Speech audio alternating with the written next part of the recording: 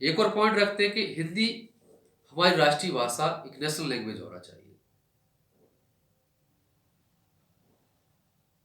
तो भाषाई आधार पर जो गठन हो रहा है उसका समर्थन करते हैं, और भाषाई आधार पर महाराष्ट्र का गठन हुआ, आंध्र प्रदेश का सबसे पहले गठन हुआ तेलुगु भाषा के आधार पर। बहुत बड़ा आंदोलन भी हुआ वहाँ पर, कई जो आंदोलन करता थे वो उसमें शहीद भी हुए। इस तरह से भाषाई आधार पर उन्होंने हर एक राज्य के विषय में चर्चा की कि राज्य में कितने उसमें भाग किए सकते हैं। उसी में उन्होंने बताया कि जो उत्तर प्रदेश का एरिया है बहुत ज़्यादा, इसको भी 3 टुकड़े होना चाहिए, वेस्टर्न यूपी, ईस्टर्न यूपी और सेंट्रल यूपी। हो सकता भविष्य में उसके भी बाबा साहब के जो उन्होंने थीसिस दिए, बाबा साहब ने थॉट्स दिए, उसके आधार पे होगा। मध्य प्रदेश के हो चुके, मध्य यूपी का भी एक टुकड़ा पहले उत्तराखंड अलग हो चुका है, झारखंड अलग हो चुका है, अभी तेलंगाना, जो एक ही भाषा के 2 प्रदेश हो गए। भविष्य में संभावना है, महाराष्ट्र के लिए, विदर्भ स्टेट के लिए परिकल्पना की, मुंबई सिटी स्टेट की परिकल्पना की, और मराठवाड़ा इस अलग स्टेट की परिकल्पना की। तो एक परिकल्पना है, हो सकता भविष्य में हमें देखने को मिलेगी। बाबा साहब को एक्चुअली जो हम सिर्फ सोशल मूवमेंट के कारण जानते हैं, सोशली बैकवर्ड क्लासेस के लिए उन्होंने बहुत बड़ा कार्य किया,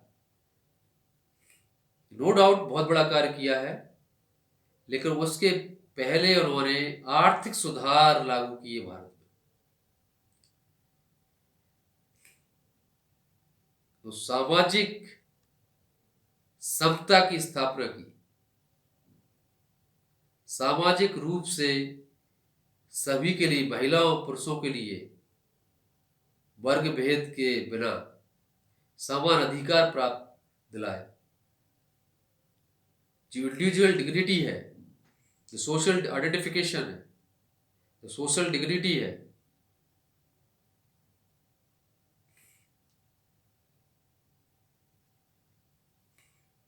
जो मूल अधिकार पढ़ेंगे आप 29-30 अनुच्छेद पढ़ेंगे, आपको अपनी भाषा लिपि का संरक्षण का अधिकार, आपको अपनी उपासना का अधिकार, अर्थात सभी समाजों के लिए बाबा साहब ने प्रावधान किए हैं। तो बाबा साहब का संविधान इसलिए ही सर्व समाज के लिए स्वीकार बना।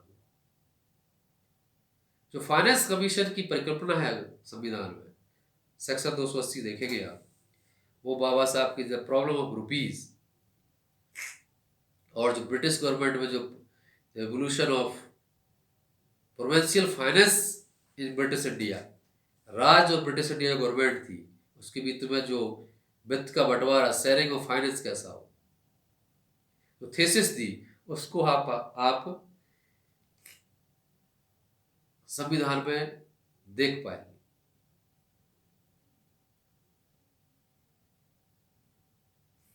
बाबा साहब का जो कार्य है, चाहे सोशल कार्य हो, सोशल एक्टिविटीज हो, सोशल मूवमेंट्स हो, इकोनॉमिकली मूवमेंट्स है।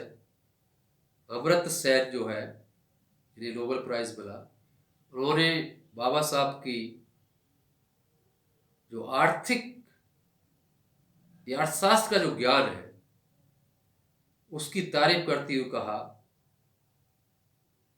वो केवल अर्थशास्त्र के पिता है।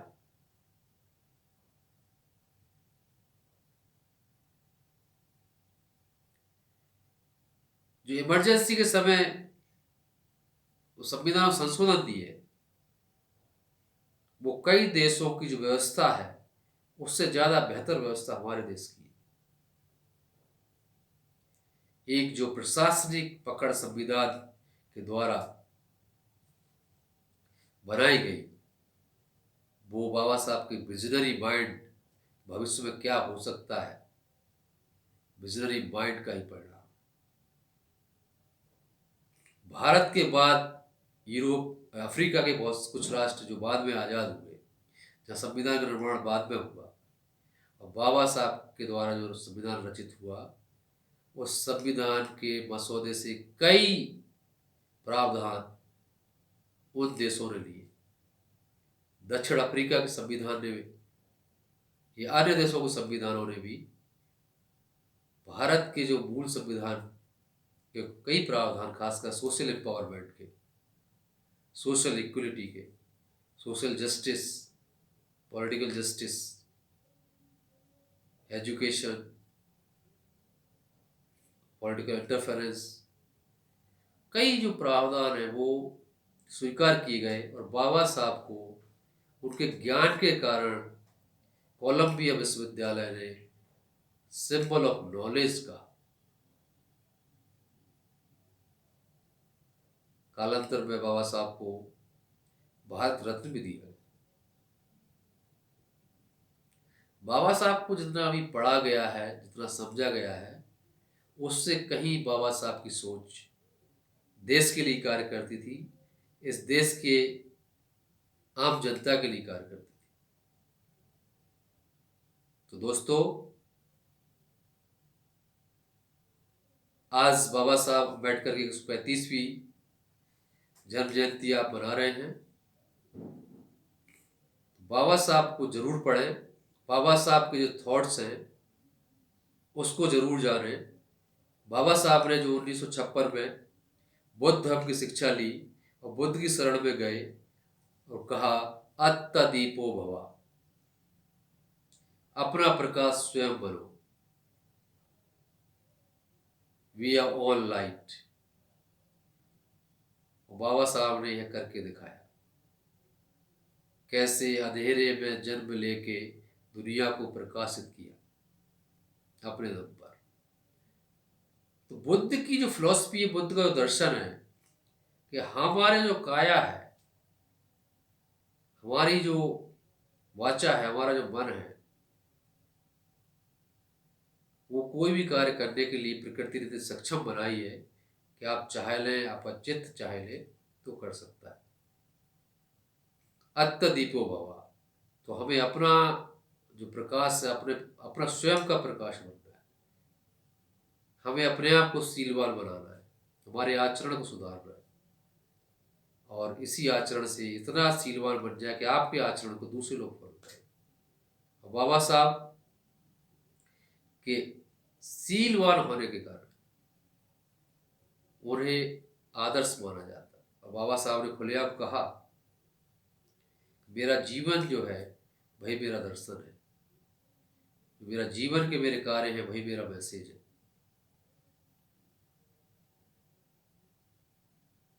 बाबा साहब को आर्थिक रूप से भी याद किया जाना चाहिए कि बाबा साहब ने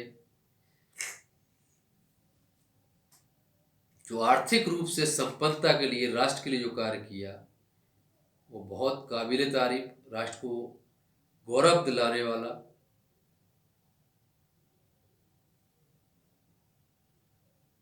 और हमें एक अर्थशास्त्री डॉक्टर अम्बेडकर को भी याद किया जाना चाहिए।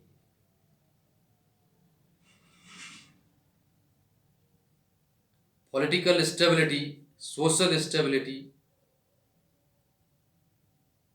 के ऊपर ही बाबा साहब को याद किया जाना चाहिए। बाबा साहब को केवल सोशल मूवमेंट पर बांधकर उनकी गरिमा को कम करने का कृत्य है। बाबा साहब बृहद थॉट्स हैं, उनको उसी परिप्रेक्ष्य में हमें याद करना चाहिए, उसे प्रेरणा लेना चाहिए, शिक्षा लेना चाहिए।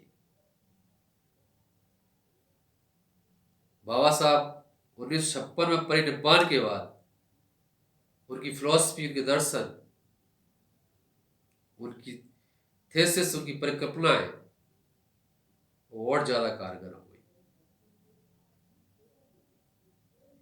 इतनी कारगर हो गई।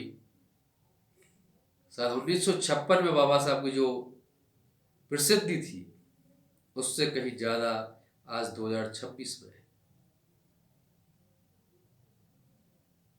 तत्समय जो विचारों का प्रसार नहीं हो पाया था, आज के सूचना तंत्र ने, आज की शिक्षा व्यवस्था ने, आज की सामाजिक जागरूकता ने बाबा साहब के साहित्य को खोल दिया, ओपन कर दिया।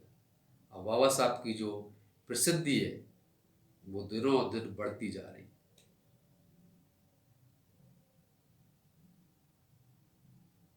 और यह आगे भी बढ़ती रहेगी। 1947 में जब 100 वर्ष हो गए हमारी आज़ादी के, आज से 20 साल बाद, तो हम कुछ 20 सालों में कुछ ऐसा करें या जो बाबा साहब के प्रावधान है, जो बाबा साहब के थॉट्स थे, उसमें अधिकतम जो संभावनाएं हैं उसे पूरा करने की कोशिश करेंगे। तो स्वाभाविक रूप से हम बाबा साहब के सपनों का भारत, एक स्वर्णिम भारत हम बना पाएंगे। बाबा साहब का साहस देखिए, जहाँ से पीएचडी अवार्ड होना है, वही ब्रिटिश गवर्नमेंट के वही प्रोफेसर्स के सामने चैलेंज कर रहे हैं और कह रहे हैं कि आपकी जो भारत में फाइनेंस मैनेजमेंट सिस्टम है, it is a finance mismanagement system. उन्हें ये डर नहीं है कि मेरी जो पीएचडी जो अवार्ड है वो रुक जाएगा, क्योंकि प्रोफेसर वो भी ब्रिटिश गवर्नमेंट का नुमाइंदा है। लेकिन सच है, सच को साहस के साथ कह देना और बाबा साहब की बात को ब्रिटिश सरकार के द्वारा 10 साल बाद स्वीकार करना और फिर आरबीआई की स्थापना करना, ये बाबा साहब के दृढ़ संकल्प था परिणाम। सच को सटीकता से, निष्पक्षता से कह देना, ये बाबा साहब का गुण है। तो आज हम बाबा साहब को याद करते हुए काफी हमने चर्चाएं की। लास्ट और मैं तत्व भूल रहा हूं बताना चाहता हूं, बाबा साहब ने अपने कार्यकाल में सामाजिक जागरूकता के लिए 4 समाचार पत्रों का प्रकाशन किया। सबसे पहले मूकनायक 1920 में, 1927 में बहिष्कृत भारत, फिर जनता और लास्ट में प्रबुद्ध भारत। इस तरह जो प्रेस की सहभागिता वंचित वर्ग में वो स्थापित करते हैं।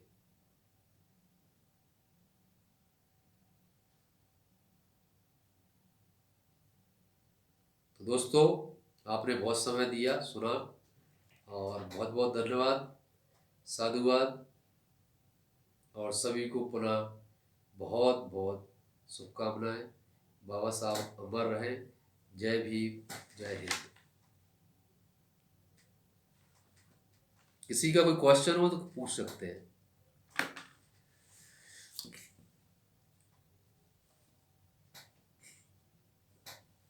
बहुत बहुत धन्यवाद सर, थैंक यू।